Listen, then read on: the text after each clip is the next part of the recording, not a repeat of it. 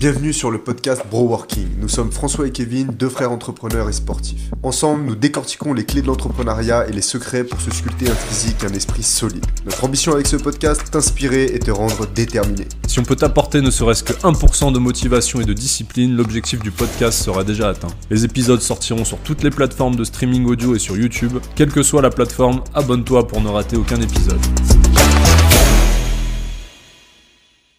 Salut Kevin, comment vas-tu ? Salut François, je vais très bien et toi ? Eh ben super, ça va nickel, un petit peu malade, donc je vais parler un petit peu du nez aujourd'hui. Moi c'était la semaine dernière, donc tu vois, chacun à son tour. C'est la période. Donc bienvenue à tous sur cet épisode, bienvenue déjà à ceux qui nous suivent depuis, qui écoutent tous les épisodes assidûment, on vous remercie de suivre les épisodes. N'hésitez pas à nous faire des retours en commentaire, de nous dire qu'est-ce qu'on peut optimiser. Désolé, parfois on a des petits soucis techniques, ça arrive. Et puis pour ceux qui rejoignent le podcast et qui ne connaissent pas, bienvenue à vous aussi.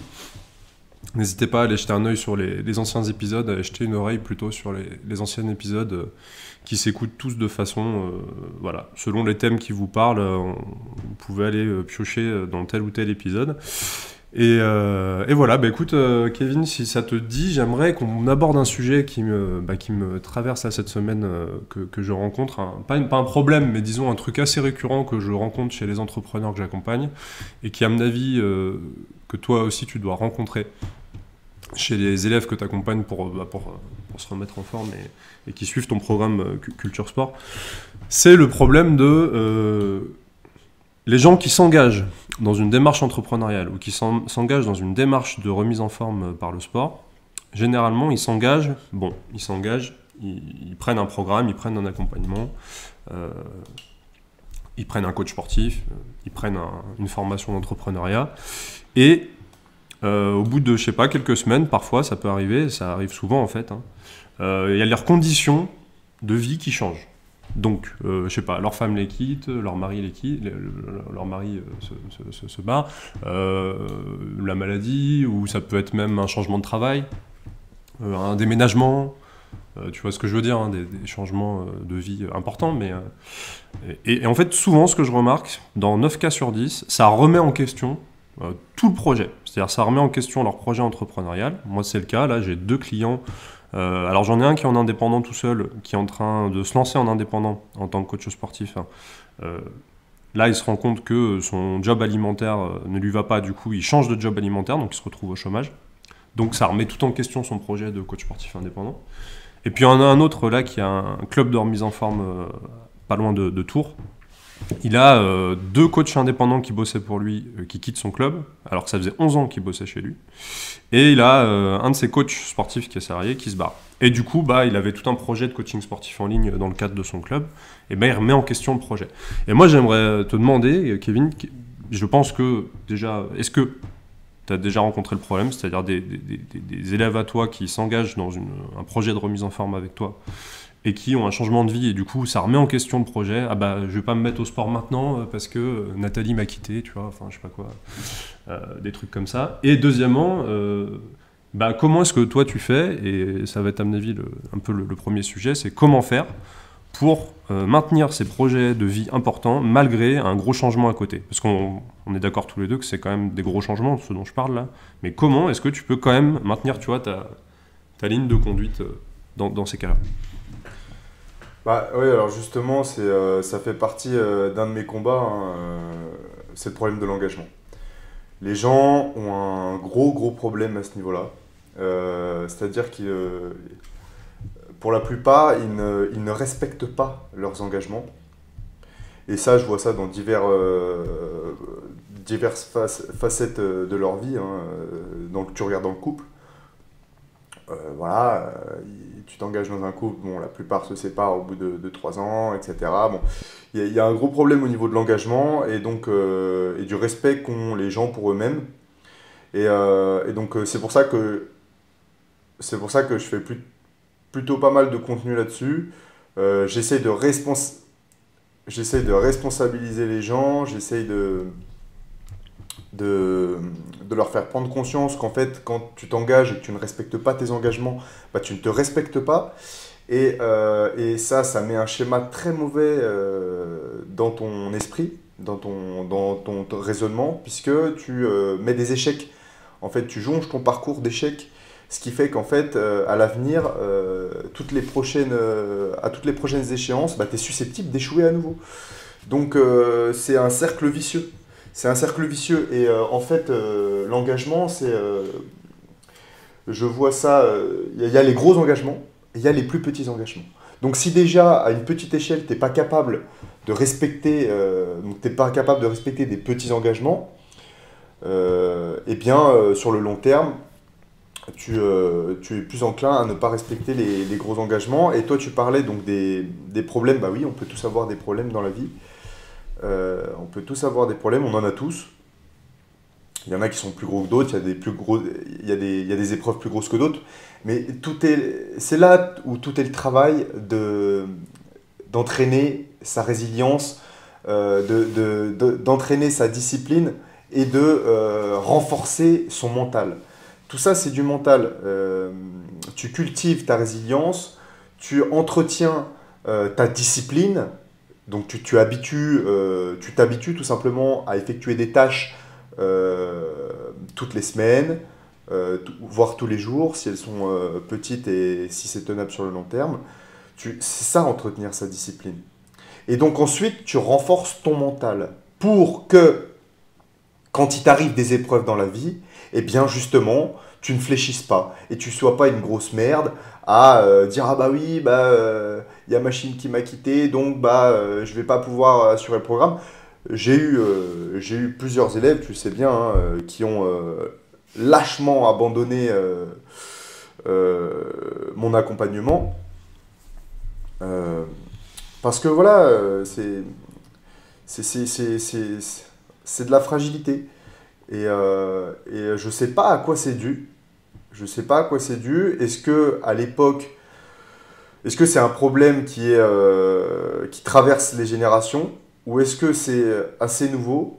Je sais pas. Qu'est-ce que t'en penses, toi? Bah, j'en pense déjà que ça veut dire que déjà tu laisses passer les autres avant toi. C'est-à-dire qu'en fait tu laisses ton environnement te dévier de ta trajectoire. Donc déjà c'est un énorme problème parce que du coup ton environnement il bouge tout le temps. Donc comme tu dis, si en fait tu te sers comme excuse en te disant ton environnement, enfin comment dire, si tu dis mon environnement bouge donc je renie mes engagements, en fait tu renieras toujours tes engagements. Après, j'ai pas le recul pour savoir si c'est un truc récent ou pas. Il me semble que, effectivement, vu qu'aujourd'hui on est beaucoup moins. Là, pour le coup, je trouve que le fait qu'on soit beaucoup moins, tu vois, spirituel, enfin qu'on soit beaucoup moins religieux, fait qu'on a beaucoup moins de. On se sent beaucoup moins, comment dire, redevable, tu vois. Avant, les gens se disaient, tiens, si je fais telle ou telle connerie, il y a un moment, il y a le karma qui va se retourner contre moi, tu vois, je vais devoir rendre des comptes à la fin. Là, aujourd'hui, vu que les gens sont plus du tout dans cette optique-là tu vois, de religion, etc., du coup, de toute façon, si je renie mon engagement, si je romps un contrat, si j'arnaque quelqu'un, si je reste pas fidèle à mes engagements, finalement, qu'est-ce qui va se passer? Il va rien se passer. Tu vois, au pire, légalement, je risque quelque chose, mais sinon, tu vois. Donc je pense que quand même, ça doit jouer un petit peu. J'ai pas le recul, mais je pense qu'aujourd'hui, les gens se sentent moins redevables. Et puis aujourd'hui, les gens, tu sais, ils parlent beaucoup de leurs droits, mais alors leurs devoirs, par contre, le devoir, les gens les connaissent de moins en moins. Donc ça, par contre, j'ai l'impression que ça aussi, on est beaucoup plus sur les droits et on parle beaucoup, beaucoup des droits, mais très peu des devoirs que tu as envers les autres, envers la société, tu vois. Et c'est dommage, quoi. On voit ça à l'échelle familiale, hein. Moi, je pense je suis désolé, mais je pense qu'il y a 50 ans, l'éducation des gamins n'était pas du tout la même. Alors peut-être qu'à cette époque-là, c'était trop, hein. Peut-être que justement, on en accentuait trop les devoirs et pas assez les libertés.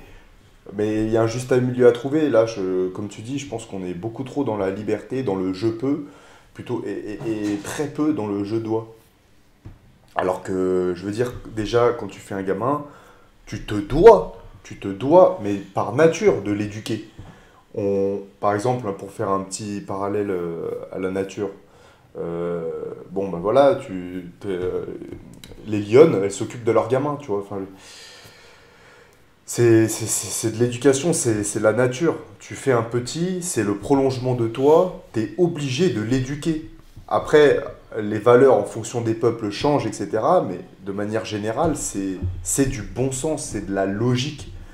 Et, euh, et ça se perd. Donc si ça, rien que l'engagement et la responsabilité du parent devient dérisoire, en fait, bah alors, dans ces cas-là, tu peux que avoir des mecs qui, plus tard, vont forcément moins se responsabiliser.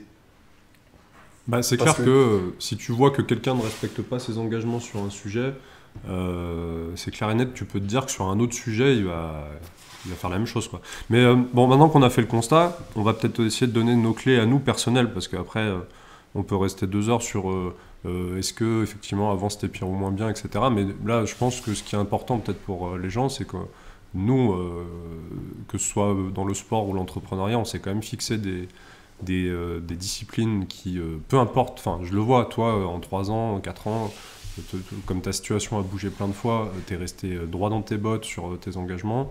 Moi, pareil, là, il y a eu plein de changements en 4-5 ans. Pour autant, que ce soit en entrepreneuriat, en sport, j'ai toujours gardé mes disciplines et je me suis jamais trop trouvé comme excuse. Voilà, donc je trouve que peut-être qu'on peut donner des clés. Je sais pas si toi, tu en as une qui te vient tout de suite à l'esprit. Euh, Moi, peut-être la première clé que je donnerais, c'est effectivement, tu te rappelles, on en parlait dans le premier épisode, c'est le côté un peu psychorigide de déjà quand tu te lèves le matin d'avoir des routines, peu importe en fait que tu changes de maison, que tu changes de femme, que tu changes de mari, que tes enfants soient malades ou pas, c'est de quand même maintenir une certaine routine dans ton programme, quoi. C'est de pas si déjà des petites routines se font perturber par ton environnement, est-ce que finalement tu te dis pas que même l'objectif final à la fin il va être perturbé? Je dis par exemple un déménagement. Est-ce que si tu te levais à 8 heures, je sais pas, si tu te levais à 6 heures du mat, que tu faisais 20 minutes de méditation et que tu bouquinais 20 minutes, si tu déménages et que tu enlèves ne serait-ce que cette petite routine-là, est-ce que, tu vois, déjà, ça remet pas en question derrière des choses beaucoup plus grandes? Est-ce que toi, c'est ça comme ça que tu fonctionnes? Est-ce que déjà, tu vois, voilà, ou est-ce que tu as d'autres astuces, peut-être une clé, toi, que tu utilises pour, malgré tous les changements qu'il peut y avoir autour de toi, bah, te maintenir sur ton objectif, rester focus? ouais, bah alors déjà, s'engager petit, voir y aller progressivement. Donc tu parlais d'une lecture de 10 minutes par jour, ou n'importe quoi, Duolingo, 2 minutes par jour. Si t'es croyant, une prière. Si t'es, je sais pas moi, si t'as une passion, y consacrer 10 minutes par jour ou 5 minutes par jour. Et s'y tenir, quoi qu'il arrive. Voilà, ça aide. Commencer petit, tout comme d'habitude. C'est dans une notion de progressivité. Se tenir à des choses petit à petit, en fait, étape par étape, et ça suffira. Euh, Donc toi, tu reviens même à l'origine de l'objectif. Toi, ce que tu dis, c'est déjà, à la base, quand tu te fixes un objectif, il faut pas que ce soit trop élevé parce que sinon, forcément, tu augmentes les chances à la fin oui. de pas l'atteindre. Donc toi, déjà, c'est à la base, quand vous définissez un objectif, pas se mettre un truc trop gros pour justement pas risquer de se désengager et de, comme tu dis, rentrer dans une logique de désengagement constant où tu t'engages à chaque fois pour des trucs trop gros, les bonnes résolutions à Noël, les trucs comme ça, enfin au jour de l'an, etc. Non, c'est à Noël, j'aime plus. Euh, Toi, tu Ouais, dis jour de déjà à l'an. la base de l'objectif, tu définis des trucs. Ouais, ouais. Il faut que déjà, sinon c'est biaisé, c'est même baisé à la base, c'est Ouais, mort c'est quoi. ça. Bah, c'est C'est ce que mort. je fais avec tous mes élèves depuis quelques mois maintenant. Dès qu'ils rejoignent mon accompagnement, on fait un bilan. On fait un bilan d'une heure. On fait un bilan d'une heure, et dans ce bilan, je leur demande de prioriser leurs objectifs. Donc il y a une heure de bilan que j'offre à des jeunes qui sont en recherche de transformer leur physique et leur vie. Et à l'issue, quand ils me rejoignent, je fais un deuxième bilan plus poussé. Et c'est là où je vais leur demander de prioriser leurs objectifs. Parce que je vais leur expliquer à ce moment-là, comme ce que je viens de te dire, qu'il faut toujours commencer petit, et ensuite évoluer plus grand. Si tu vises trop grand, le process pour y arriver, il sera forcément trop important. les marches seront forcément trop grandes. Donc il faut y aller petit à petit et accepter. Donc choisir, c'est renoncer. Forcément, si tu renonces à viser trop grand, bah oui, tu vas viser plus petit, mais bah, il faut accepter. Et j'en parlais hier avec un élève qui a une grosse perte de poids à faire. Il a plus de 20 kilos à perdre. Et il me demandait en combien de temps. Et ça, c'est le gros problème aussi des gens. Ils vont te demander directement en combien de temps. Parce qu'en fait, les gens, ils sont trop pressés.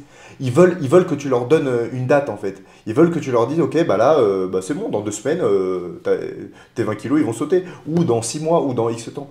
Sauf que le problème, c'est que le temps dépend de leur discipline. Le temps dépend de leur engagement. Donc je lui disais, mais mec, ça peut prendre 6 mois comme ça peut prendre 10 ans. En fait, tout dépendra de ta discipline. Le problème, c'est que, en fait, si tu le fais en 6 mois, eh bien, il y a beaucoup de chances pour que tu n'atteignes pas ton objectif final. Parce que ça sera trop rapide, ça te demandera trop d'efforts. Et l'engagement sera intenable. Donc, s'engager, ok, mais il faut s'engager à mesure de ce qu'on est capable de faire.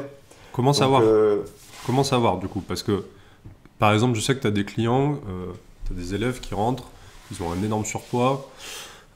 Déjà, ils n'ont jamais fait de sport. Donc déjà, se mettre au sport ne serait-ce qu'une fois par semaine, c'est déjà un pas énorme. Et moi, de mon côté, j'ai en client des coachs sportifs qui ont toujours été salariés ou qui ont même tout juste sorti de diplôme, qui n'ont même jamais bossé en entreprise. Donc là, tu es vraiment au niveau zéro du professionnel. C'est-à-dire le mec a jamais bossé de sa vie et se lance tout de suite en indépendant, ce qui n'est pas un mauvais choix. Tu vois, toi, c'est ce que...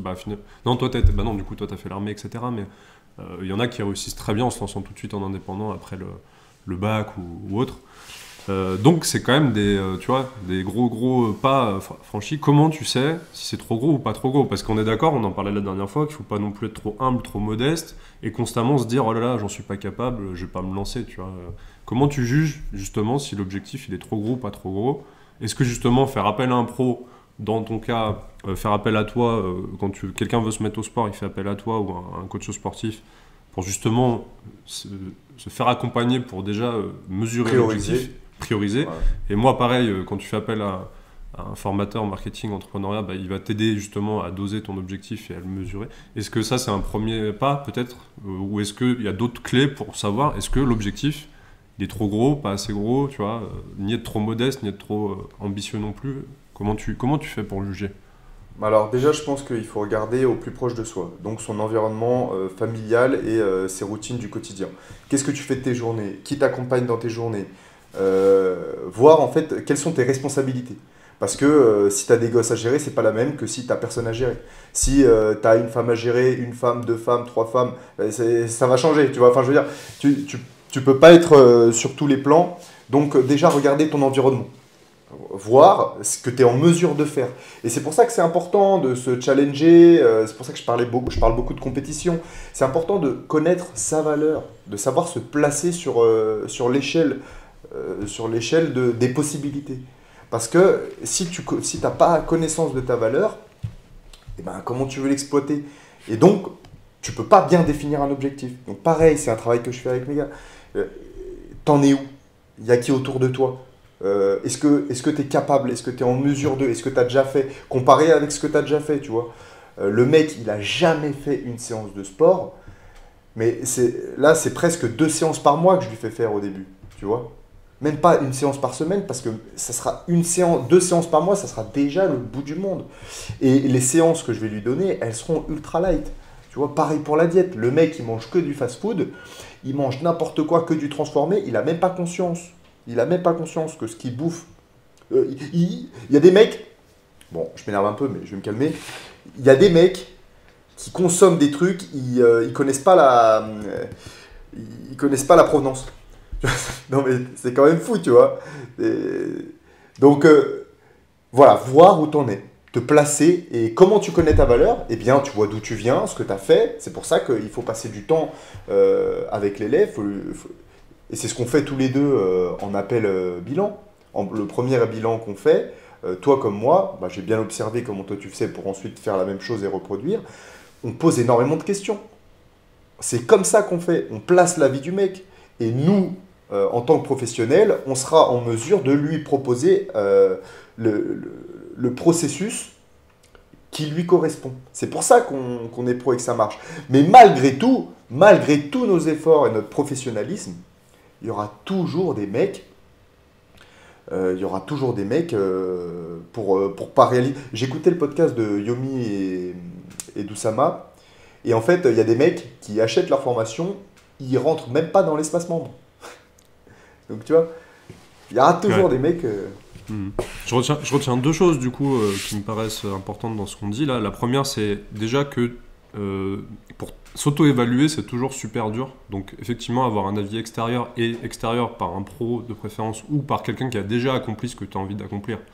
Donc tu n'as jamais fait de sport, tu vas pas demander à quelqu'un qui a jamais fait de sport de savoir ce qu'il faut faire. Donc tu vas aller demander à quelqu'un qui est expert du sport, tu vas lui demander comment est-ce que tu peux doser ton objectif. Parce que s'auto-évaluer, de toute façon, je pense que tu t'auto-évalues toujours soit à la hausse, soit à la baisse.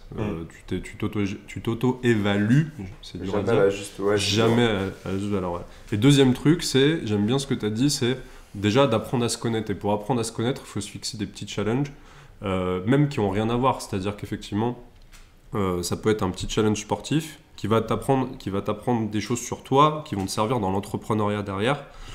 Si déjà tu vois que pour une compétition de foot, je sais pas, tu as un match de foot le samedi, si tu sens que déjà tu es en PLS de stress, il est évident que lorsque tu vas monter une boîte, ça va être très compliqué. Donc déjà se mettre des petits challenges, je sais pas, tu fais du badminton, va faire une petite compétition de badminton, tu vas en apprendre sur toi, et tu vas en apprendre sur toi, peut-être derrière pour même du relationnel. Si pareil, si tu es en stress pour des compétitions, si tu es en stress d'aller dans une équipe, si tu es en stress d'aller parler à d'autres gens que tu connais pas, peut-être que derrière, sur du relationnel, par exemple, si tu cherches une meuf, ça va être aussi compliqué de trouver une meuf, parce que si déjà d'aller un samedi faire une compète de badminton et rencontrer des gens que tu connais pas, ça te met en stress. Enfin voilà, donc j'aime bien ce que tu as... Enfin, je sais pas si c'est ce que tu as voulu dire, mais il y a un moment où tu as dit effectivement à t'apprendre à se connaître en se mettant des petites échéances, des petits trucs. J'en ai parlé dans d'autres podcasts. Toi, quand tu fais tes compètes d'haltéro, t'en as parlé aussi. T'apprends à te connaître. Moi, mes trucs de boxe, on apprend à se connaître aussi. On parlait des bienfaits de la boxe. Ça t'apprend aussi à te connaître pour plein de situations différentes. Et j'ai même envie de te dire, l'entrepreneuriat t'apprend à te connaître pour encore d'autres trucs finalement. Donc, comme tu as dit, se fixer des challenges. Donc, ne pas s'auto-évaluer tout seul et faire appel à quelqu'un de compétent pour le faire. Et deux, se fixer des petits challenges, même hors sujet, mais des challenges, des trucs où tu vas te mettre en... C'est quoi alors ces challenges, ça peut être quoi? C'est des compètes forcément? Est-ce que c'est des trucs où il y a un classement? Est-ce que c'est des trucs où tu gagnes, tu perds? Comment est-ce que tu te fixes des petits challenges? Ça peut être quoi? Tu as une idée toi? Ouais, il faut se mettre à l'épreuve. Donc déjà, c'est tout ce qui va te mettre un peu dans l'inconfort. Parce que si... c'est la logique du challenge en fait. Hein. Si tu fais des trucs où tu es trop dans le confort, c'est pas un challenge. Donc il faut que tu te sentes un peu inconfortable. Il faut que tu sentes ce petit truc. Tu sais, ce petit truc qui fait que, ah putain, qu'est-ce que je fous là, tu vois. Je serais mieux dans mon lit. Tu sais. Bon, toi, quand tu rentres sur le ring, t'es là, tu te dis, bon, putain, mais qu'est-ce que je fous là? J'aurais pu être dans mon lit, tranquille. Bon, voilà, tu vois, c'est pareil. Donc, c'est pas forcément de la compétition sportive. Hein. Ça peut être n'importe quoi. Si, par exemple, si tu es au niveau zéro de la sociabilité et que tu as du mal à refuser une baguette trop cuite à la boulangerie, mais parfait. Il faut que tu prennes les devants, que tu te mettes un peu dans l'inconfort et que tu demandes à la boulangère qu'elle te change ta putain de baguette. Voilà, c'est que des petits trucs. Il y a vraiment petit à petit, hein, c'est rien, hein, mais il y a des gens pour qui c'est impossible de refuser une baguette à la boulangerie. Donc, j'ai été dans ce cas-là quand j'étais gamin. J'ai eu cette période de grosse timidité. Je pense qu'on a peut-être tous traversé, peut-être pas tous, mais une grosse partie des gens se reconnaîtront là-dedans, ouais, c'est sûr. Ouais, c'est clair. Il y avait un truc d'ailleurs d'entrepreneur, un livre d'entrepreneur qui te disait, alors je sais plus lequel, à chaque fois que tu vas acheter un truc, de négocier à chaque fois. Non pas pour économiser de la thune, même si du coup tu vas forcément économiser, mais tu sais, le mec te disait, même pour aller acheter n'importe quoi, toujours essayer de négocier parce que ça va t'entraîner. Et le jour où tu auras une grosse négo, tu seras familier avec l'idée de négocier. Bon, je trouve que c'est absolument relou parce que, je sais pas, tu vends un truc à 20 balles sur le bon coin, le mec veut négocier, casse les couilles, tu vois, mais du coup ça t'entraîne et c'est un bon exemple aussi de truc, ouais. Ouais, c'est ça, faut être familier, faut aller dans l'inconfort. Et puis le jour où tu en as vraiment besoin, typiquement le jour où tu t'es engagé dans une putain de formation, eh ben, tu sais pourquoi tu t'es engagé. Et du Ouais. coup, bah, tu vas y rester. Tu vas pas flancher la première épreuve qui t'arrive. Et Ouais, je bien trouve sûr. que justement, le troisième point, ça peut être de se former, pas de se former, mais de se renseigner, de se documenter un peu sur la notion de droit et de devoir, tu vois. Parce que finalement, on te l'apprend quand même un peu maintenant, tu as les droits et devoirs du citoyen, un truc comme ça, tu vois. On t'apprend quand même que tu as des droits et des devoirs dans la société, mais de revenir un peu sur cette notion-là, parce qu'elle est importante et elle va te servir dans tout, quoi. Et puis, bon, normalement, c'est à tes parents de te l'apprendre, mais tu vois, enfin, pour parler du locataire, tu vois, bon, dans notre maison, on a un locataire, bon, Ouais. voilà, tu vois, le mec, dans sa tête, il a beaucoup de droits. Par contre, le devoir de payer son loyer en temps et en heure, là, ça devient plus compliqué. Par contre, il a le droit de demander des trucs. Bon, ça me dépasse, mais tu vois, dans sa famille, les gens ont l'air de penser pareil. Donc, il a été éduqué comme ça. Mm. Donc, visiblement, il y a des gens qui n'ont pas été éduqués avec cette notion de droit et de devoir. Et puis, bon, après, on n'est pas parfait, hein. Moi, je dis pas que j'ai toujours rempli mes devoirs, et toi non plus, j'imagine. Mais le but, c'est de quand même avoir ces notions-là en tête. Et peut-être que, on en a parlé dans un autre épisode aussi, peut-être que justement être familier, je crois que tu en as parlé cette semaine sur Instagram, peut-être que justement avoir un truc un peu, comment dire, de transcendance, donc ça peut être une religion, ça peut être un idéal, ça peut être plein de choses, mais des trucs où, comment dire, tu te dis, dans l'absolu, j'ai le devoir de respecter telle règle parce que je le fais soit pour Dieu, soit pour une question de principe, de valeur, je veux correspondre à tel standard de valeur, tu vois. Enfin, se fixer un peu des trucs un peu plus loin parce que dans l'absolu, si tu remplis pas tes devoirs, dans l'immédiat, il va rien t'arriver. Et même parfois, il y a des gens qui vivent toute une vie sans remplir leurs devoirs, qui arrivent à esquiver un peu tout, tu vois. Ils se planquent en fait. Mais si tu crois à un truc un peu plus grand que ça, quand tu te planques, tu vas te sentir pas bien, tu vois. Si tu sais qu'il y a un Dieu et que tu te planques, tu sais que Dieu il te voit, tu vois, par exemple. C'est des trucs comme ça. Donc peut-être notion de droit et de devoir et voir un peu plus loin que juste l'instant présent où si tu esquives ce devoir-là, hop, je suis pas vu, pas pris, tu vois. Euh, voilà. Mais tu vois, c'est pour ça que là, ouais, je parlais de religion cette semaine parce que, tu vois, ça m'a frappé en fait. Tous les mecs que je connais qui ont été éduqués avec la religion, donc notamment toi et deux, trois autres, on est des mecs, évidemment qu'on n'est pas parfait, hein, mais moi je sais que j'ai toujours été juste et je sais que dans mon éducation, j'ai toujours voulu respecter les autres et j'étais profondément blessé quand je voyais des marques d'irrespect envers d'autres personnes. Tu vois? Genre, ça me blessait. Ça me blessait. J'étais pas ce qu'on pourrait appeler une victime, pas du tout. Mais je sais que euh, bon nombre de fois, bon nombre de fois, je n'ai pas riposté et j'ai pas voulu causer du tort à autrui, euh, même si à moi on m'en avait causé, en fait. Parce que j'avais peur, j'avais pas envie de causer du tort, j'avais pas envie de blesser quelqu'un. Parce que j'ai été éduqué comme ça, dans la justice. Et que ce qui est pas juste, euh, bah, c'est pas bon et c'est pas ma ligne de conduite. Donc évidemment, quand je percevais des trop grandes injustices envers moi, mais je ripostais et j'arrivais à me faire respecter, bah, surtout à l'armée. Surtout à l'armée, là, à l'armée, bon, c'est beaucoup plus, je dirais, euh, euh, Là, rustique. t'es obligé, quoi. Oui, ouais, bah, Voilà, c'est que t'as pas le là on choix, est quoi. dans le rustique. Oui, mais c'est comme, voilà, alors on est dans le rustique et c'est plus physique. Mais en entreprise, tu l'as vécu, c'est pareil. En Ouais, bien sûr. entreprise, si Sandrine de la Conta, elle commence à faire la belle avec toi, je pense que tu vas la recadrer, ça sera verbal, mais parfois, le recadrage verbal est tout aussi important et percutant que physique. Je me rappelle d'un camarade que j'ai appelé hier d'ailleurs de l'armée, donc un bon camarade, hein. On a fait plusieurs opérations ensemble, Clément. Ce mec-là, c'était le bout en train de la bande. Il faisait rire tout le monde. Et ce mec-là, il ne s'est jamais battu. Il ne s'est jamais battu. il a toujours réussi à s'en sortir en rigolant, en faisant des blagues. Alors c'est un putain de bout en train, donc le mec il te fait rire. J'ai jamais eu autant mal aux abdos que quand j'étais avec lui. Tu sais, ce genre de mec qui te fait rire, mais il te fait rire.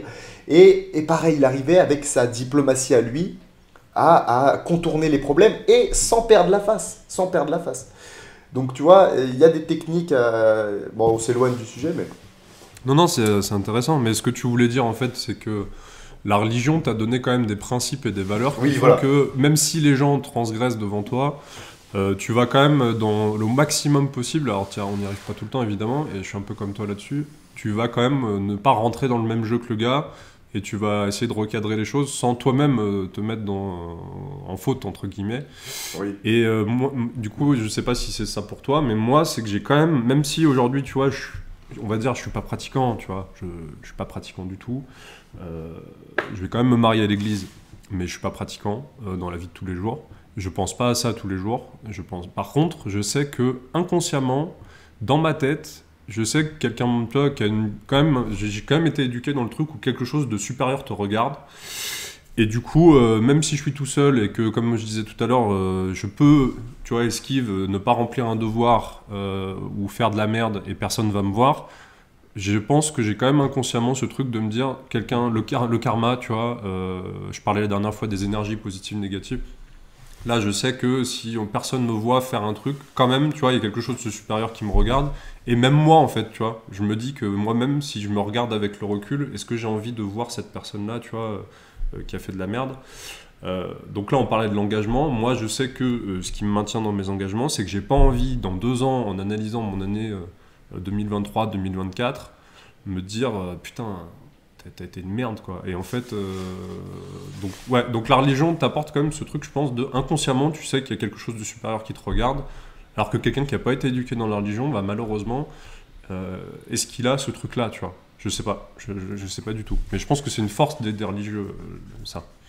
Ouais, mais il y a ça, puis il y a aussi un truc beaucoup plus simple. Tu te rappelles, pendant ta prépa mentale, avant ta mise de gants, je te disais, bon, là tu vas rentrer sur le ring, mec, je veux que tu aies à dire à tes gamins, plus tard, que tu as tout donné, en fait. Que t'es pas monté sur le ring et que t'étais pas là à trembler des dents et qu'en fait t'as pas exploité ton potentiel. Non, je veux que tu sois là et que tu dises à tes gamins plus tard, j'espère que tu en auras, voilà, j'ai assuré ce jour-là, ou j'ai assuré tant de jours, ou même que tes ancêtres, et donc notamment je pense à ton grand-père, à tes grands-pères d'ailleurs, de là-haut, et c'est ça aussi la religion, parce qu'on sait qu'il y a une vie après une vie après la mort, et donc on sait que eux là-haut, bah voilà quoi, qu'ils soient fiers de nous en fait. Donc ça c'est de la dignité d'homme du monde, t'es pas une grosse merde, pourquoi? Parce que tu penses, oui, peut-être à Dieu, ou à autre chose, à l'univers, mais tu penses aussi à ce que tu vas faire, donc à tes putains d'enfants, donc c'est le prolongement de toi-même, et puis ceux qui t'ont fait en fait. Donc c'est eux qui t'ont putain de fait, donc ça c'est important, et ça ils ont plus ça, l'engagement, la responsabilité, les mecs, c'est un manque de dignité et d'honneur. Et c'est ça que j'aime beaucoup chez les Asiatiques. Chez les Asiatiques, ils ont cet esprit d'honneur, c'est un code un petit peu. Tu dois respecter ceux qui t'ont fait, tu dois respecter ceux que tu vas faire. Ils sont beaucoup dans la spiritualité, eux, encore, hein, c'est pour ça aussi. Mais par contre, c'est vrai, t'as raison d'aborder le sujet, parce que c'est vrai que moi, les ancêtres, par contre, pour le coup, j'y pense peut-être pas tous les jours, j'y pense peut-être pas toutes les semaines, mais par contre, au moins une fois par mois, je me dis, tiens, tu vois, là, je vais le rendre fier là-dessus, là, je vais faire ça. Là, pour le coup, c'est peut-être mon côté pratiquant qui reste, où je pense quand même au fait que mes ancêtres, ils me voient, tu vois. Ça reste. Et puis dans le dernier épisode, on parlait, tu vois, voilà, des ancêtres, que là, la maison que j'ai repris, je me dis, tu vois, potentiellement, ils te voient, il faut pas que tu fasses de la merde avec la maison, ils l'ont eu pendant 5 générations dans leur famille. Donc, ouais, ça, c'est. Alors, justement, après, tu parles des enfants et de la trace que tu vas laisser. Et ça, tu vois, pour les gens qui ont vraiment pas de point d'accroche avec la religion, l'histoire, ça peut être aussi un bon moyen de te mettre un idéal supérieur. C'est-à-dire, je m'explique. Je crois que j'avais lu ça dans, je sais pas si c'est pas un livre de Luc Ferry, qui t'explique que tu as eu les religions comme idéal, donc l'objectif c'est d'arriver au paradis, etc. Donc tu as un objectif supérieur qui est la vie éternelle, tout ce que tu veux. Et puis derrière, tu as eu toute une période où le but c'était de rentrer dans l'histoire. C'est un peu, tu sais, quand la religion en France, elle a commencé à baisser et que petit à petit, voilà, ils se sont fixés des objectifs de rentrer dans l'histoire. Donc l'objectif, c'était d'avoir un fait glorieux, intellectuel, guerrier, tu vois, etc. Et le but, c'était que à la fin, le mec se dit, bon, bah voilà, sur ma tombe, il y aura marqué que j'ai accompli ça, il y aura une statue à mon nom, il y aura une rue à mon nom. Et ils ont remplacé un peu cet idéal religieux par un idéal de je veux marquer l'histoire. Et quand tu dis qu'est-ce que tes enfants vont penser de toi plus tard, ça me fait penser à ça, c'est que t'es pas forcément obligé d'être religieux pour prendre. Voilà. Par contre, il y a un moment, il faut quand même que tu aies un objectif supérieur, je pense, et ça peut être ça. Ça peut être je veux que mes proches se rappellent de moi de telle façon, et voire même que la société se rappelle de moi de telle ou telle façon. Et ça, c'est un bel objectif aussi. C'est ça, avoir de l'ego. C'est pour ça qu'on dit que c'est positif d'avoir un ego et de renforcer, de gonfler son ego. C'est pas pour écraser les autres, c'est juste pour ne pas être une merde. Tu vois? Donc, oui. Alors, il y a l'aspect religieux et puis il y a aussi l'aspect purement centré sur soi. Voilà, l'ego, merde. Tu vois, il y a un moment. Après, c'est pas forcément en ton nom en plus. En plus, c'est pas forcément à ton nom. Ouais. Ça peut être, je veux que la France marque l'histoire là-dessus, je veux que ma société, avec mes 100 salariés, marque l'histoire là-dessus. Tu vois, Apple, par exemple, le mec, il sait que c'est pas que lui qui marque, tu vois, que c'est pas que le fondateur qui va marquer l'histoire, c'est l'ensemble des salariés, ça peut être ton équipe, ça peut être ta famille, ça peut être ton nom de famille aussi. Je veux que la famille Sartor, je veux que la famille Jurin, tu vois, que les gens ils s'en rappellent comme ça. Donc en fait, c'est même pas obligé que ce soit un objectif purement égocentré, centré sur soi. Tu peux un peu élargir ça aussi à ton équipe, ta team, tu vois. Je veux que les gens se rappellent de... voilà, et donc franchement, c'est même pas obligé que ce soit en fait que toi, tu vois, qui marque l'histoire. Ça peut être ton équipe, ta team en fait. Bien sûr. Et puis alors à notre échelle, nous on peut clairement parler de ce qu'on fait. Donc là, voilà, nous on est avancé à ce niveau-là. Hein. Moi j'ai fait l'armée, toi t'as fait des combats. Je veux dire, dans la sortie de zone de confort, on est quand même assez évolué. On a énormément à prouver, mais il y a un moment dans ta tête, à chaque fois, nous on s'est dit, est-ce que c'est pas le cas pour toi, mais en mode, il y a un moment donné, je suis pas une salope, tu vois. Je vais le faire le truc. Tu vois, c'est bon quoi. À l'armée, il y avait beaucoup ça. À l'armée, j'avais beaucoup ça. On avait une grosse marche à faire, 30 kilos sur le dos, du dénivelé positif, de la pluie, ton arme qui te casse les couilles, que des trucs de merde. Et tu te dis, mais pourquoi je fais ça? Et tu te dis vraiment, si je finis pas cette marche, je suis une salope. Et c'est ça l'ego. Et c'est comme ça que tu arrives à faire des machins. Moi, j'ai ma petite voix, moi. Moi, je suis OK, c'est bon. Et c'est ce que j'apprends à mes élèves. J'apprends qu'ils se créent cette petite voix en eux. Mais t'es vraiment qu'une grosse merde si tu fais pas ce que t'as dit, en fait. Mais tu ressembles à quoi? Tu sais, quelle autorité tu vas avoir vis-à-vis de tes futurs enfants? Tu veux pas d'enfants? OK, bah les couilles. Quelle autorité tu vas avoir vis-à-vis de ta compagne? Tu veux pas de compagne? Ok. Quelle autorité tu vas avoir vis-à-vis du mec qui te double dans la file au cinéma? Tu vois? Tu fais quoi? Tu vas le laisser passer? T'es une salope ou pas? Donc, quelque part, bon, je suis vulgaire, mais c'est constamment ce que je me dis. Et ce qui est marrant, c'est que là, j'ai un élève qui me l'a dit. J'ai un élève qui me l'a dit, ce fou. Ce fou, il m'a dit, ouais, coach, je suis désolé, j'ai fait ma salope. J'avais jamais employé le terme avec lui. Il a adopté le vocabulaire. Ouais, mais il a dû le voir dans tes réels. Ouais, il a dû le voir, mais... Et il m'a dit, tu vois, coach, je suis vraiment... Ah, je suis une merde, t'inquiète pas, je vais rattraper tout ça. Il l'a rattrapé, il a fait son truc. Et ça, j'adore. J'aime cet esprit. Ouais, moi, ça va être plus le regard des gens. Mais c'est le même truc que toi, sauf que moi, je sais que là, maintenant, je me suis assez blindé par rapport à mon propre jugement. C'est-à-dire que j'arrive plus à me dire que je suis une merde, tu vois. Je me suis construit un ego qui fait qu'en fait, même s'il y a un truc que je foire complètement, je m'en bats les couilles. Donc, par contre, je vais réutiliser ce levier, tu vois, mais par rapport aux autres, je me dis, par contre, les gens, ils vont voir que là-dessus, je foire. Et ça tu vois, par contre, ça m'insupporte. J'ai un peu décalé le truc. C'est parce que franchement, je me suis tellement auto-apitoyé sur moi-même et mon sort quand j'étais plus jeune que là, maintenant, c'est impossible que, tu vois, que je me dise... Enfin, si ça arrive ponctuellement où je vais me dire, putain, t'es vraiment qu'une merde, t'as raté ce truc-là, ça va m'arriver, mais vraiment, le truc de fond qui va me motiver, c'est plus, putain, j'ai envie que les gens, ils voient que là-dessus, tu vois, bam, je me suis sorti les doigts, tu vois. Je l'ai décalé un petit peu sur le regard des gens à côté. Même si, dans le fond, le regard des gens, je m'en branle, tu vois, mais juste, je vais m'en servir comme d'un levier d'ego, comme tu dis, et de motivation. Ouais. Ouais, et donc, il y a ceux qui ne réfléchissent pas comme nous Et c'est une grande partie de la population qui te dirait, mais qu'est-ce que tu veux prouver des choses? C'est quoi le problème? Bah bien sûr je veux prouver, bien sûr je veux prouver, évidemment. Non mais mec, tu vois? Non mais t'as quelque chose à prouver, tu te sens pas bien. Ça c'est un peu ce discours nivellement vers le bas, tu vois. Non mais machin, allez, fume ta clope, allez, tiens, t'as du feu, vas-y. Ah gros. Bah, je vais me faire l'avocat du diable. Qu'est-ce qu'ils vont te dire? Ils vont te dire euh, déjà que c'est très centré sur toi-même et qu'il faut penser aux autres. Donc Kevin, c'est bien ce que tu dis, mais bon, il y a des... Ah, déjà, non, tu sais ce qu'ils vont te dire? Ils vont te dire, mais déjà, il y a des gens, ils n'ont pas eu ta chance, ils n'ont pas eu... euh, voilà, ils sont... voilà, ils naissent avec un problème familial, avec un problème de handicap, avec un problème de truc. Du coup, Kevin, comment ton raisonnement s'applique à ces trucs-là? Tu vois, ils vont avoir le truc vachement de... Il y a des gens qui peuvent pas, etc. Bon, déjà, il faut quand même qu'on réponde là-dessus que pour la plupart des gens, il y a zéro excuse en fait. Je veux dire, toi, tu as un parcours familial compliqué. Tu vois, on tire des cartes au début et on n'a pas tous les mêmes chances sur les mêmes aspects. Tu as plus de chances que d'autres sur certains points et d'autres trucs où tu as eu moins de chance, tu as tiré une paire de deux. Pour autant, t'en es là où t'en es aujourd'hui. Et voilà. Donc en fait, déjà, 9 personnes sur 10, il n'y a pas d'histoire de handicap, de je sais pas quoi, de trucs. C'est juste un problème d'état d'esprit, de merde. Ça, c'est déjà le premier point. Après, évidemment, tu as toujours des gens qui vont avoir un handicap trop important, tu vois, pour pouvoir faire quelque chose. Et c'est là où, évidemment, il ne faut pas être égocentré sur soi, il ne faut pas être centré trop sur soi.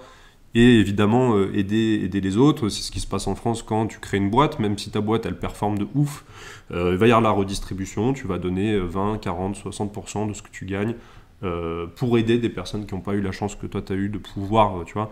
Donc ouais, l'histoire de, ouais, il y a des gens qui n'ont pas eu de chance, etc., c'est un peu bateau de le dire, mais il faut le dire quand même. C'est un problème d'état d'esprit très souvent, et très souvent, c'est pas inaliénable, quoi. C'est juste les gens se sont enfermés dans un schéma, et voilà. Donc, je veux dire, c'est pas comme si en France, tu avais 9 personnes sur 10 qui n'avaient pas de jambes, pas de bras, quoi. Il y a un moment, c'est ce que j'allais dire. Et à un moment donné, mon coco, bon, t'as 2 bras, t'as 2 jambes, bah voilà, bah ferme ta gueule. Tu vois, c'est. Non, mais moi, machin. Non, gros, non. Pas toi, non. Et puis on est en France. Je veux dire, on est en France. On est en Il y a un France. moment, on n'est pas en Chine, on n'est pas même en Chine, j'ai envie de te dire, on n'est pas en Éthiopie, tu vois. Il y a un moment, la France, il y a un moment, faut arrêter de déconner. À partir du moment où tu es en France, déjà, tu as très peu d'excuses qui te restent, franchement. Tu as très peu d'excuses. Très peu d'excuses. Mais c'est ça. C'est ça. Très peu T'es en d'excuses. France, donc, mec. C'est un pays. Il faut voyager, hein. Donc les mecs qui n'ont pas voyagé. Bon, si vous en avez conscience, c'est bien. Mais nous, on a un peu voyagé. Bon, voilà. Tu comprends très, très vite qu'en France, tu fais partie du top 10 des mecs bien sur Terre. On a tiré déjà le gros lot. Donc en fait, déjà, par rapport à ça, tu devrais fermer ta gueule. Et tu devrais arrêter de te trouver des excuses. C'est là où parfois je me fais cibler par des vidéos où tu vois, tu sais, le mec qui est en fauteuil roulant ou le mec qui est manchot qui arrive à escalader un mur d'escalade entier Oui. ou un rocher, une falaise. C'est des mecs, c'est impressionnant parce que ils naissent avec des handicaps de fou. Et quand tu les vois, le mec te rappelle, il y a un mec là, je crois, qui avait traversé la Manche à la nage. Je sais plus s'il avait pas de bras ou pas de jambes, je sais plus, tu te rappelles pas de ce truc-là. Enfin bref, t'as des mecs, tu te dis, mais à quel moment moi je me plains et à quel moment en fait je dois pas plus me sortir les doigts du cul. Quand tu vois ces mecs-là, c'est hyper inspirant et il faut les regarder parce que c'est hyper inspirant. Tu te dis, Non, mais oui. il y a des gens qui passent leur vie à se plaindre alors qu'ils ont 2 bras, 2 jambes, une famille, tout ce que tu veux, ils ont toujours eu de la sécurité matérielle, etc. Et je pense que quand t'es ado, t'as tendance quand même à être beaucoup dans ce truc de j'ai. Moi je l'étais à un moment, clairement, de ce truc de j'ai pas eu de chance, j'ai gna gna gna gna gna, très bien. Et on l'a tous, peut-être toi aussi, je sais pas, j'en sais rien, mais moi je l'ai eu ce mindset de merde à un moment. Et quand tu vois à côté le mec qui a un handicap moteur de ouf, ou voilà, qui a un énorme handicap, qui soit physique, mental, tout ce que tu veux, qui fait des trucs que toi, en étant valide, tu feras jamais, tu te dis putain, il n'y a pas de. Donc tu vois, ça c'est un autre niveau. Ça c'est un autre niveau et je dirais au plus bas niveau. Donc si tu commences, tu es là dans l'entrepreneuriat ou quoi que ce soit, ou que tu nous écoutes, vous nous écoutez et voilà, par où commencer? Dites-vous déjà, la première étape, comme d'habitude, progressivité, commencer petit, étape par étape. il faut que tu sois moins une merde qu'hier. Voilà. Donc ça veut dire que là, tu es en train d'écouter le podcast. Rappelle-toi, je te demande de faire un effort, tu te rappelles. Est-ce que l'année dernière, le même jour, au même moment, où t'en étais? Si tu as progressé depuis ce temps-là, si tu as progressé, je sais pas, si depuis, je sais pas, tu as pris en compétence sur un domaine particulier, ça peut être n'importe quoi. Tu as appris un peu plus d'anglais, tu es un peu plus compétent en anglais, ou alors tu es un peu plus compétent en sport, ou alors tu vois, tu es un peu plus fort, tu es un peu plus habile. Bon, bref, n'importe quoi. Si tu as évolué positivement depuis ces 1 an, ok, tu as rempli la part du contrat et c'est déjà pas mal. Tu es sur la bonne voie. Maintenant, si tu stagnes, ou si pire, je sais pas, depuis 1 an, par exemple, tu t'es mis à la clope, ou alors tu t'es mis à teaser, et donc tu bois tous les week-ends, etc. Que des choses en fait qui vont fatalement sur le long terme, pas te servir en fait, pas te servir. Il faut profiter, etc. Bon, ça c'est un autre débat, mais tu vois ce que je veux dire. Voilà, là, il faut se poser des questions. Et c'est là-dessus déjà, sans parler de faire des trucs de fou, tu vois. Mais déjà là, il faut voir, parce qu'il ne faut pas se comparer, parce que tu parlais de prendre des exemples, etc. Il ne faut pas se comparer aux autres, il faut s'inspirer. Et gonfler son ego. Moi, typiquement, quand je vois des coachs sportifs sur Insta, leur contenu marche bien, ça pète, ça marche bien, etc. Eh bien, je m'inspire. Je me compare pas parce qu'on part pas de la même base. Eux, et puis même, on n'a pas la même vie, donc je me compare pas. Par contre, je m'inspire de ouf. Et moi, je me compare à une seule personne, c'est moi-même. En tout cas, j'essaye de le faire au maximum. Je suis un humain, évidemment, je suis pas Dieu. Donc, parfois, oui, je fais l'erreur de me comparer alors que je devrais pas. Parce qu'on ne part pas du tout du même point de départ. Je disais pas qu'il faut se comparer, hein. Je disais moi surtout de se dire que vont penser les autres de moi quand ils vont voir que je me remets à la clope. Qu'est-ce qu'ils vont penser de moi les gens quand ils vont voir que j'ai 35 ans, que je suis toujours dans un petit appart de merde. Qu'est-ce qu'ils vont penser les gens de moi si je suis coach sportif et que ça fait 5 ans que mon chiffre d'affaires il bouge pas, voire même il décroît un petit peu. Qu'est-ce qu'ils vont penser de moi les gens s'ils voient que j'ai pris 10 kilos. Moi c'est plus ça. C'est plus ça. C'est pas une histoire de se comparer, c'est plus se dire le regard des autres comment il va être. Après, c'est peut-être pas applicable pour tout le monde, hein. Ça peut peut-être être trop stressant pour les gens, mais moi en tout cas ça me motive de ouf. Moi du coup je serais plutôt fidèle à ce que je te disais au début. Chacun ses leviers aussi. Bien sûr, parce que moi j'aurais tendance à dire aux gens plutôt justement de s'en battre les couilles du regard des autres. Parce que les autres, en fait, du regard de qui? Oui, tes ancêtres, oui, ce que tu vas faire, oui, l'honneur, machin, mais je veux dire, le mec qui... Ouais, après, il faut impressionner, etc., mais bon. Alors, t'as raison, par contre, de choisir le regard, c'est-à-dire que... Choisir le regard, ouais. Ça, non, c'est une très très bonne... Ouais, non, mais t'as raison d'affiner avec ça, parce que... typiquement, il y a des gens dans ton entourage, t'as toujours cette personne-là ou ces personnes-là qui sont très très négatives. Qui de toute façon quoi que tu fasses va te dire que c'est de la merde. Donc ça par contre ouais je suis d'accord qu'il faut choisir le regard. Moi je vais quand même chercher le regard des gens que un minimum j'admire sur certains points ou que je trouve qu'ils ont des bonnes valeurs. C'est clair et net que les gens que je connais qui sont très négatifs, très rabat-joie et qui vont toujours dénigrer les tentatives de... Tu vois, je te disais, j'ai publié mon test match là, que j'ai fait le week-end dernier sur Facebook. Je savais que tu allais des mecs qui allaient arriver et dire François, techniquement, il faudrait que tu fasses ci, il faudrait que tu fasses ça. Avant même de te dire, déjà, bravo, tu t'es sorti les doigts, mais toi, après, c'est des coachs sportifs qui ont commenté. Je comprends qu'ils ont envie d'apporter des optimisations techniques et tout. Et puis, quand tu publies un truc sur les réseaux, il faut s'attendre à ce qu'il y ait du commentaire. Mais je sais très bien que c'est le genre de personnes qui ont toujours un avis et toujours tout de suite négatif, tu vois. Et du coup, ça, typiquement, je m'en bats les couilles, tu vois, je m'en fous complètement. Là, je me dis, j'ai fait mon test match, tu vois, de voir que toi, par exemple, ça t'a rendu fier et tout, que je l'ai fait, ça m'importe. Par contre, que tel ou tel me dise, ah ouais, t'es monté, ouais, d'accord, ouais, tu devrais faire ça, je m'en bats les couilles, clairement. Donc, t'as raison, choisir le regard. Moi, je trouve qu'il faut garder ce truc de se dire que vont penser les gens de moi, mais pas tous les gens. Certaines personnes qui ont de la valeur, tu vois, qu'est-ce qu'elles vont penser de ça? Ce focus, voilà, c'est ça. C'est exactement ça, on a bien affiné là. C'est ok, qu'est-ce que vont penser les gens que je place haut dans mon estime?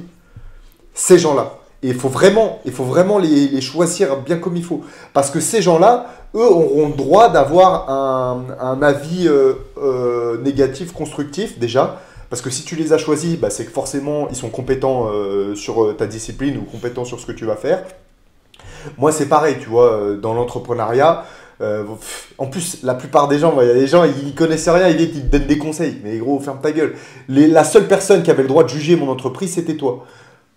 Voilà, donc à ce niveau-là, si quelqu'un d'autre venait me dire un truc, j'étais là, ouais, d'accord, allez. Et au final, maintenant, tout le monde, plus personne me dit quelque chose, donc je suis très content.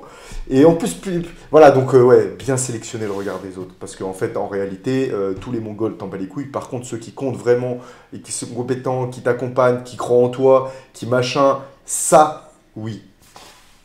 D'ailleurs, tu sais, on devait avoir une discussion à un moment, tu m'avais dit, mais François, pourquoi est-ce que ta page Instagram professionnelle, tu la partages pas tes potes, ta famille, et pourquoi tu vois, tu m'avais dit... en fait, un jour, tu as voulu partager une de mes stories Instagram sur mon compte pro, donc c'est un compte où je publie que des trucs dédiés aux coachs sportifs pour qu'ils développent leur activité. Et toi, tu as voulu partager, tu m'as dit, j'ai plein de coachs sportifs dans mon réseau, et... j'aimerais partager ta publication. Je t'avais dit, bah franchement, non. Parce qu'en fait, je sais que dans ton réseau à toi, tu as plein d'amis à moi, etc., etc. Et en fait, effectivement, je vais te dire un truc, je vais le dire cash, il n'y a que toi, dans mes proches, et ma mère qui ont accès à mon compte Instagram. C'est-à-dire que les autres, en fait, moi, je veux pas. Pourquoi ? Parce que je veux qu'il n'y ait que des coachs sportifs sur ma page Instagram, parce que je veux avoir que leur feedback à eux. Je suis un peu extrémiste là-dessus. Je pense que tout le monde n'est pas obligé de faire ça, et toi tu l'as pas fait, etc. Mais parce que toi déjà, tu es dans du B2C, donc toi tu cibles quand même une grosse partie de la population, donc il faut que tu aies quand même les feedbacks d'à peu près tout le monde. Là, moi je suis sur un truc très niché, B2B, et en plus coach sportif indépendant. Je veux avoir que leur feedback à eux. Et je sais que, tu vois, je rallie avec le sujet après, mais je sais que si je mets des amis dessus, tous les week-ends, il va y avoir des discussions. Tiens, ton dernier contenu, tatati, tatata. Mais j'ai pas envie de... bah justement, je les juge pas compétents, entre guillemets, pour avoir leur avis. Alors, je suis très extrémiste là-dessus, et je sais que c'est pas du tout le cas de tout le monde, mais j'ai vraiment envie d'avoir que les feedbacks de coachs sportifs et de gens qui comprennent ce que je fais. Le problème, c'est que dans ma famille, mon entourage, etc., il y a très peu de gens qui ont vraiment compris ce que je fais. Donc voilà, c'est juste un exemple de sur tel sujet, tu vois, sur la boxe, je vais écouter vraiment que les mecs qui ont un meilleur niveau que moi. Sur l'entrepreneuriat, là par contre sur l'entrepreneuriat, je trouve ça intéressant d'avoir des avis de tout type d'entrepreneurs et d'avoir y compris des avis de gens qui juste s'intéressent à l'entrepreneuriat mais qui n'ont pas entrepris. Parce que quelqu'un qui travaille dans le marketing, par exemple, en entreprise, bah, il va peut-être te faire un très bon retour sur ta communication, etc. Mais c'est vrai que j'aime bien, tu vois, choisir à qui je parle de tel projet, choisir à qui je parle de tel truc, et je trouve que c'est hyper important. Parce que sinon, ça te mélange, tu as trop de feedback sur tout. Et pareil, il y a des sujets, je ne les aborde pas avec certaines personnes, parce que je ne veux pas avoir leur avis, parce que je sais que sur ce truc-là, elles ne sont pas compétentes, ça ne m'intéresse pas. Tu sais, je t'en ai déjà parlé, je t'ai dit, parler de religion, de politique, d'argent, en famille ou avec des potes, ça ne m'intéresse pas. J'aime bien en parler en one-to-one avec des amis avec qui j'ai décidé d'en parler, parce que je sais que le mec, il touche un peu sa bille sur le sujet, mais je vais pas m'amuser à parler de religion avec quelqu'un qui connaît rien à la religion, tu vois.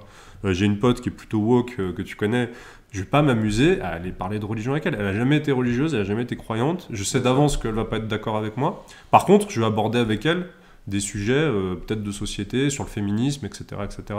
Parce que là, pour le coup, je sais qu'elle, normalement, connaît à peu près bien le sujet. Ouais, moi, j'avais grave du mal. Faut que je te précise. J'avais grave du mal avec ça parce que je trouvais que c'était trop superficiel et que du coup, bah, pour moi, avec tous mes proches, je devais pouvoir parler de n'importe quel sujet, etc. Et ce qui est bien, c'est que ma pensée a un peu évolué à ce niveau-là et tu m'as aidé là-dessus. Effectivement,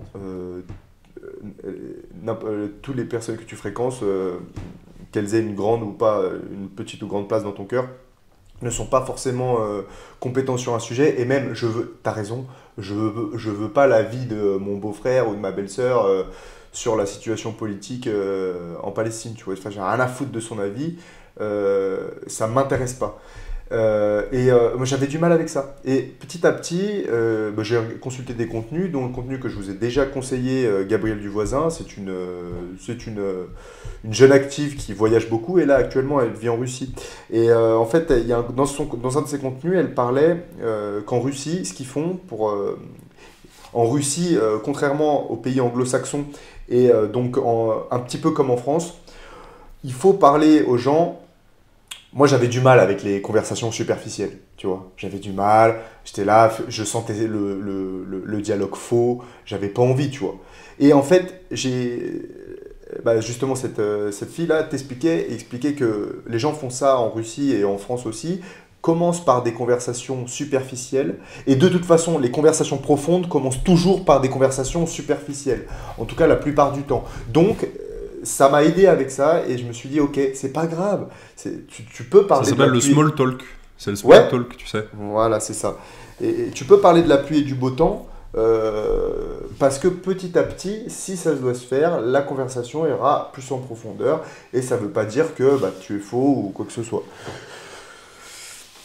Ben, Mais ouais, de toute façon, est-ce que small talk. quand tu as une discussion sérieuse et que tu es plus de 2 personnes, voire 3 personnes, est-ce que c'est constructif? Je trouve que 100% des cas, c'est pas constructif, ça mène à rien.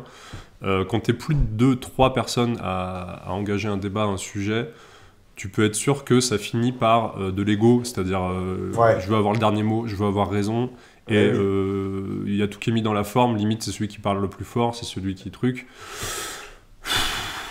Oui, Tu c'est perds vrai, du c'est vrai. temps, la Mais flemme, oui, quoi, la mais oui, flemme. Alors que mais oui. moi, je suis désolé quand on est en groupe, le but c'est de rigoler, c'est plus de rigoler, se raconter des histoires, machin. C'est plus ça que de l'objectif de débattre, quoi. Et c'est pour ça que les débats télé où il y a 12 candidats en même temps qui veulent parler, c'est risible parce que ça mène à rien. Je veux dire, t'en as un qui gueule, t'en as qui se coupe la parole, t'en as qui truc.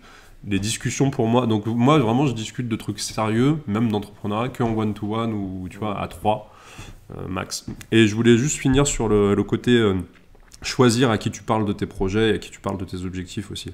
Moi, quand j'ai monté ma boîte, tu te souviens, j'en ai parlé à quasi personne. J'en ai même pas parlé à mes parents, je crois. J'en ai parlé à ma meuf, évidemment, puisque je suis parti en Martinique avec elle pour monter ma boîte. J'en ai parlé à toi, je pense. Et j'en ai parlé peut-être à une autre personne, je suis même pas sûr. J'en ai parlé à son père, et j'ai mis 6, 7, 8 mois, une fois que le truc était un peu lancé, pour commencer à en parler. Et je crois que je l'ai vraiment dit à tout le monde et j'ai vraiment affiché qu'au bout d'1 an et demi, je crois, où ça fonctionnait. Pourquoi ? Parce que justement, déjà, j'ai pas d'entourage qui était entrepreneur, donc j'ai pas eu la chance d'avoir quelqu'un, tu vois, qui m'a mentoré ou d'avoir quelqu'un qui m'a donné l'exemple sur ça. Donc j'ai dû vraiment chercher les ressources par moi-même à 100%. Et du coup, je voulais pas que ce soit perturbé par des avis de gens qui n'ont jamais fait le truc, tu vois. Ah mais qu'est-ce que tu fais? Ah truc, tu publies sur les réseaux? Non, il faut que tu aies distribué des cartes de visite, tu vois. Le peu de fois où je suis allé dans des coworking, ça m'a insupporté parce que tu tombes toujours sur un mec qui a rien fait globalement, généralement, qui est indépendant et qui va te donner un conseil de merde, tu vois. Je me souviens qu'il y en a un, là il est arrivé, il m'a parlé des cartes de visite. Merci gros, merci, distribuer des cartes de visite, super, super, super efficace le conseil. Donc du coup j'ai même arrêté un moment d'aller dans des coworking quand j'avais pas de bureau et de chez moi pour bosser. Parce que tu tombais toujours sur des gars qui te donnaient des conseils de merde, alors qu'ils n'avaient pas non plus, tu vois, un super background. Donc voilà, tout ça pour dire même, est-ce que toi, tu conseillerais quelqu'un qui veut se mettre au sport, est-ce que tu transposes ça? Quelqu'un, tu vois, qui a jamais fait de sport, qui est en surpoids, ou pas d'ailleurs, qui a juste envie de se mettre à poursuivre un objectif, est-ce que toi, tu leur conseilles de pas en parler? Ou est-ce qu'au contraire, je sais qu'une fois, je t'ai vu sur Instagram, tu as dit, il faut que tu partages tes objectifs aux gens, ça va te mettre une petite pression, un petit truc, tu vois, d'engagement. Voilà. Moi, je suis partagé là-dessus, tu vois. Ouais, c'est simple. Je prenais l'exemple d'un de mes élèves là qui a rejoint l'accompagnement Culture Body et c'est un mec qui gère 60 commerciaux. Ok. Et ce mec-là, il a eu un déclic à Bali, il est parti à Bali, il a eu un déclic et en fait à Bali ils étaient tous bien gaulés. Et lui c'était le seul qui avait un corps de lâche, clairement. 1m80, voilà, un peu de gras, corps de lâche. Et en fait, il s'est dit, en rentrant de Bali dans l'avion, il s'est dit, c'est mort. Moi, la prochaine fois que j'y retourne, je vais être gaulé, en fait. Je vais être gaulé. Parce que forcément, c'est un mec qui a un mindset, qui a un état d'esprit, etc. Donc, il gère 60 personnes, il a des responsabilités. Donc, on va dire que le capital intellectuel, il est là. Le capital de vivacité d'esprit est là. Par contre, voilà, physiquement, il n'y a pas le capital esthétique. Et ce mec-là, je lui dis, écoute, je veux que tu t'engages auprès de tous tes commerciaux. Je veux que tu parles à toute ta boîte de ton projet de transformation physique. En fait, je veux que si tu échoues, si tu abandonnes, je veux que tu te sentes comme une grosse merde quand tu seras face à Brigitte de la compta à la pause café. Voilà. Et puis le mec, là, il a perdu 10 kilos et on va bientôt commencer à avoir les abdos. Je le mets en mode muscu. Il a tout tenu ses engagements que je lui ai donnés. Le mec, c'est vraiment parcours parfait. J'annonce une transformation épique. Voilà, s'engager. C'est ça aussi l'engagement, tu t'engages. Mais bon, si t'as pas d'ego, bon, voilà, le mec il a un ego qui est quand même assez élevé, tu vois, donc tu peux pas dire ça à tout le monde pareil, ça dépend de la partie de la population. Je dis ça à ceux qui ont un ego quand même, de le faire. Les autres, passer par un autre procédé, peut-être comme François, à l'époque où il a pas annoncé, il a annoncé un sous-marin, parce que c'est extrêmement dur de se lancer, c'est extrêmement dur. Moi j'ai pu me lancer comme ça, pourquoi ? Parce que toi t'avais déjà ton expérience, t'avais combien ? T'avais 3-4 ans d'expérience quand je me suis lancé. Donc voilà, donc tu avais 3-4 ans d'expérience. Donc moi, je risquais pas grand-chose. Hein. J'ai pu le faire parce que j'étais super bien accompagné. J'étais super bien entouré. Voilà. Donc, au cas par cas. C'est au cas par cas. Donc, il n'y a pas de règle absolue. Je dis qu'il faut s'engager pour les mecs qui ont un ego et pour lesquels ça va servir à quelque chose. Et puis qui ont voilà, une petite sécurité. Mais pour les autres, oui, effectivement, passer par des procédés plus légers, comme le sous-marin, voilà, c'est ce que je conseillais à une coach sportif. Là. Je lui dis, si tu as peur de te lancer, vraiment peur de te lancer, lance-toi en sous-marin, fais que tous les proches que tu ne veux pas qui aient accès à ton contenu ne voient pas. Donc tu les bloques. C'est simple. C'est marrant, tu lui as conseillé de faire. Ah d'accord, ok. Ouais, parce que moi je me suis dit que quand j'allais t'expliquer ce truc de bloquer des gens sur Instagram et justement que j'avais pas envie que tout le monde voit mon compte, je pensais vraiment que toi qui as complètement fait l'inverse là-dessus et qui je pense quand même beaucoup l'inverse, je pensais vraiment que tu allais me prendre pour un taré de. D'accord, donc toi tu lui as dit le contexte n'est pas le même. Aussi, ouais. Le contexte n'est pas le même. Et donc elle, c'est vraiment son problème parce qu'elle fréquente trop de coachs en fait. Elle fréquente trop de coachs et qui sont déjà... elle fréquente des coachs qui sont formateurs, terrible, des coachs qui percent, des coachs qui machin. Donc en fait, le syndrome de la peau de sœur, t'as vraiment l'impression d'être tout petit. Je rencontre ça sur 100% des coachs sportifs que j'accompagne. Ils ont que des coachs sportifs dans leur réseau. Et du coup, ils sont hyper complexés parce que tout de suite, dès qu'ils vont publier un truc, ils savent qu'il y a 100 coachs sportifs qui vont venir regarder, voire donner leur avis. Et c'est là où je reviens encore sur ce truc de il faut parler de ton projet uniquement à des bonnes cibles. Donc typiquement, tes collègues ne sont pas une bonne cible. Enfin, tes collègues coachs sportifs, quand t'es coach sportif, ne sont pas une bonne cible. Tu veux pas leur avis à eux, tu veux l'avis des gens qui vont potentiellement acheter ton truc. C'est ça le gros problème de la création de contenu. Hein. Et moi, je l'ai eu au début. Je l'ai eu. Hein. Et je faisais du contenu, pas pour mes prospects, pas pour ma cible, mais pour les autres coachs.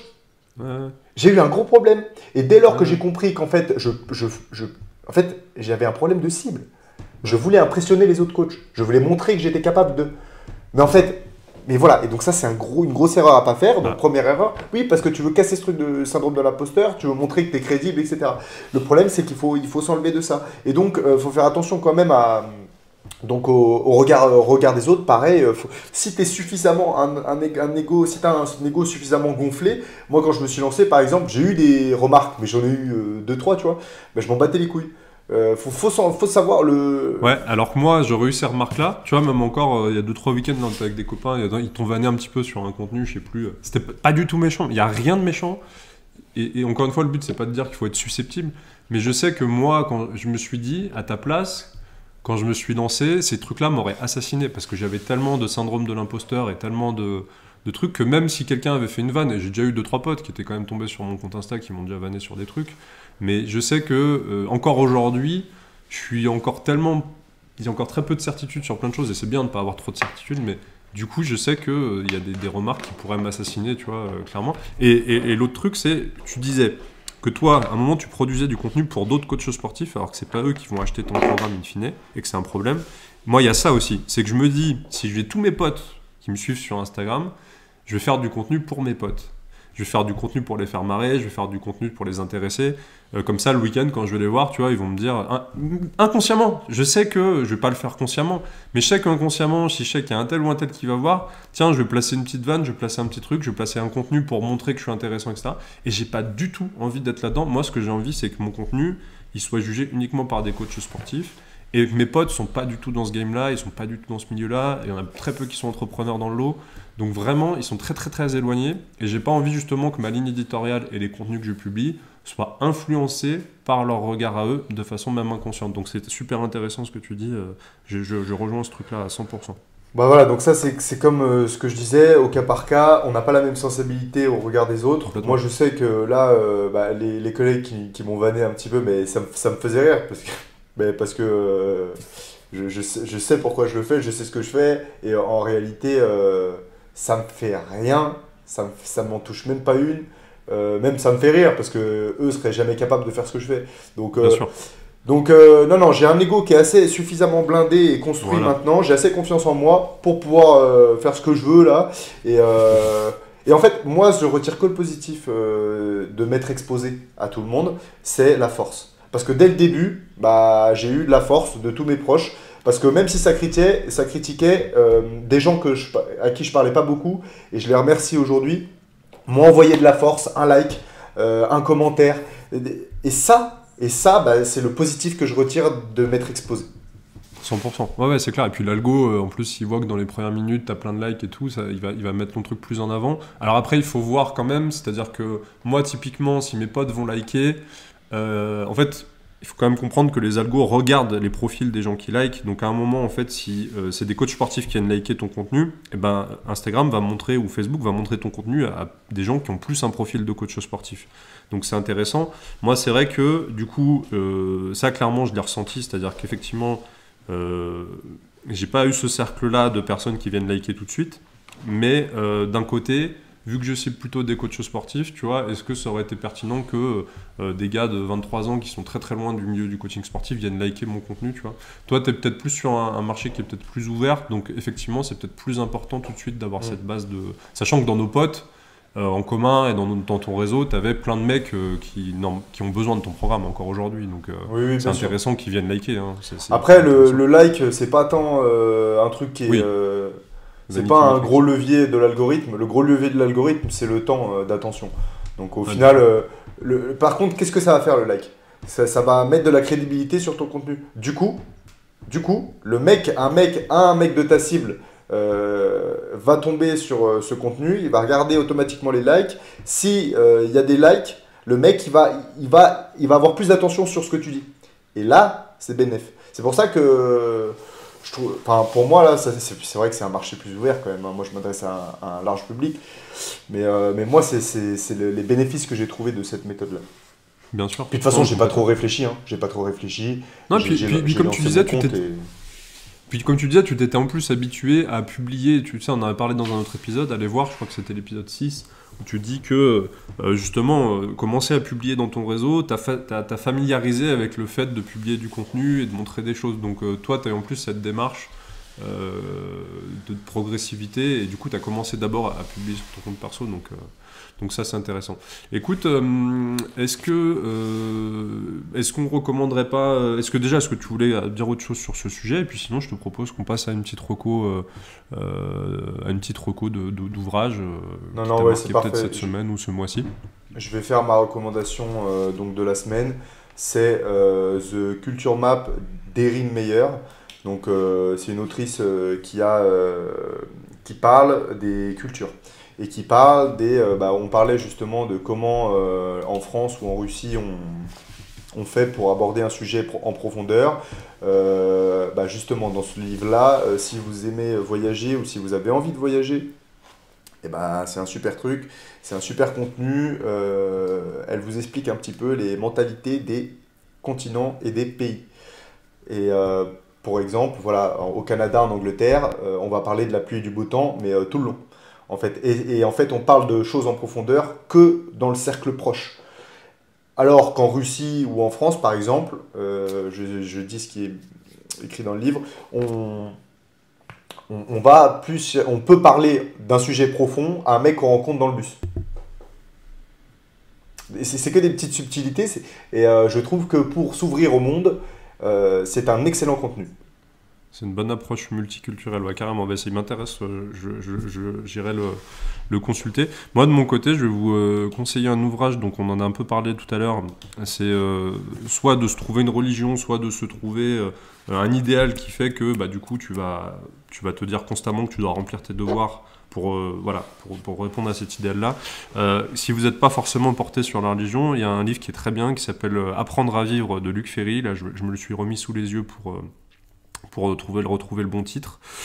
Traité de philosophie à l'usage des jeunes générations. Alors, on se dit tout de suite, il y a le mot philosophie, ça fait flipper. Non, en fait, il rend accessible justement l'ensemble de la philosophie, donc ça n'a rien à voir avec votre prof de philo que vous avez pu avoir au lycée ou que vous avez actuellement au lycée. Il vous rend le truc super intéressant. Pourquoi ? Parce qu'il va piocher dans chaque étape de la philo et il vous dit, là, à ce moment-là, ils se sont fixés ça comme sens à leur vie. Et comme idéal, et du coup ça les a portés vers l'atteinte de leurs objectifs comme ça. Il y a eu l'époque où c'était les religions, il y a eu l'époque où c'était justement l'histoire, comme je disais tout à l'heure, où tu avais envie de t'inscrire dans l'histoire, et puis à chaque étape de la philosophie, chaque mouvance a apporté justement un nouvel idéal, tu vois. Et en fait, quand tu vas piocher un petit peu dans tout ça, à la fin t'en tires même plusieurs idéaux, tu vois. Donc là aujourd'hui par exemple, moi je vais me motiver à la fois avec le fait de me dire je veux que mes ancêtres soient fiers de moi, mais je veux aussi que mes enfants soient fiers de moi, mais je veux aussi que, tu vois, et je vais trouver plein de leviers, et ce bouquin du coup te sert vraiment à trouver plein de leviers de discipline et de motivation. Et puis en plus au niveau culture générale c'est quand même intéressant parce qu'il survole un peu toutes les périodes historiques, et encore une fois c'est Luc Ferry c'est très accessible, vous pouvez aller regarder ses vidéos, ses conférences aussi sur YouTube, vous verrez, c'est hyper accessible. C'est pas du tout le livre de philo relou. Donc si vous n'êtes pas du tout amoureux de la philo, c'est peut-être un bon truc pour vous, vous rabibocher avec et trouver en quoi ça peut vous être utile. Parce que c'est vrai qu'au lycée, on te dit tiens, t'as un cours de philo, mais on te raconte pas trop en fait à quoi ça va être utile dans la vie. Alors que lui, il le fait bien dans ce bouquin. Voilà. Écoute, on peut conclure par arrêtez d'être des merdes. Non, Arrêtez d'être des merdes, abonnez-vous. Engagez-vous, et quand vous vous engagez, respectez votre putain d'engagement, parce que sinon ça fait de vous des mecs qui se respectent pas. Voilà, tout simplement. Donc respectez-vous, gonflez votre ego, quand vous engagez, tenez vos putains d'engagements et atteignez vos objectifs, devenez des hommes du monde importants, donc avec des bonnes valeurs. Si vous voulez réussir dans votre vie, si vous voulez pécho une meuf, si vous voulez n'importe quoi, il faut réussir socialement. Donc pour réussir socialement, arrêtez d'être des merdes. Voilà. On reste là-dessus. Ciao, à plus, au prochain épisode. Salut François. Salut, bye. Merci d'avoir écouté cet épisode de Broworking, le podcast. Si tu as apprécié nos discussions sur l'entrepreneuriat, le sport et la quête de l'excellence, n'oublie pas de partager, de laisser un commentaire et de t'abonner. Reste discipliné, reste engagé et n'oublie pas, chaque jour est une opportunité de devenir une meilleure version de toi-même.